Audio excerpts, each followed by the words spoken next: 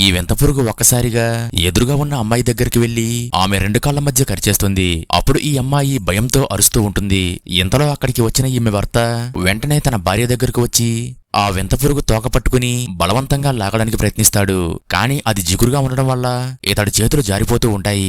అయినా సరే ఇతడు అతి కష్టం మీద ఆ వింత పురుగు తోక పట్టుకుని ఒక్కసారిగా లాగి అదుపు తప్పడంతో వెనక్కి పడిపోతాడు. అప్పుడు ఆ వింత పురుగు ఇతని నుండి తప్పించుకుని పారిపోవడానికి ప్రయత్నిస్తుంది.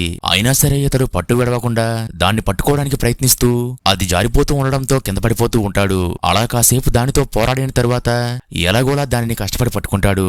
అలాగే దీన్ని అక్కడి నుండి హాల్లోకి తీసుకొచ్చి దాన్ని చంపడానికి ప్రయత్నిస్తాడు. కాని ఆ వింత పురుగు ఇతన్ని తినేయడానికి ప్రయత్నిస్తుంది. అప్పుడు ఇతడికి కోపం వచ్చి దీని తోకను పట్టుకుని గిరగిరా తిప్పి ఒక్కసారిగా వదిలేస్తాడు. అప్పుడు ఈ వింత పురుగు ఆ ఇంటి కిటికీని పగలగొట్టుకుని ఒక్కసారిగా ఆరు బయట పడిపోతుంది. అప్పుడు వీళ్లు చూస్తుండగానే ఆ వింత పురుగు అక్కడి నుండి గేటు దూకి బయటకు పారిపోతుంది. అయితే ఒక అమ్మాయి తన కుక్కతో వాకింగ్కి వస్తుంది. అలాగే ఆమె ఫోన్ మాట్లాడుతూ ఉండగా ఆ వింత పురుగు పొదల చాటు నుండి వీళ్ళని చూస్తూ ఉంటుంది. అయితే ఈ కుక్క పిల్ల పొదలు కదులుతూ ఉండడం చూసి ఆ పొదల లోపలికి వెళ్తుంది. ఇంతలో ఆ వింత పురుగు ఆ కుక్క పిల్లను ఒక్కసారిగా పట్టుకుని మింగేస్తుంది. అప్పుడు ఈ అమ్మాయి తన కుక్కను వెనక్కి లాగుతూ ఉండగా ఈమె చేతిలోకి తాడు మాత్రమే వస్తుంది. దీంతో ఈమె తన కుక్కను వెతుక్కుంటూ పొదల్లోకి వెళ్తుంది.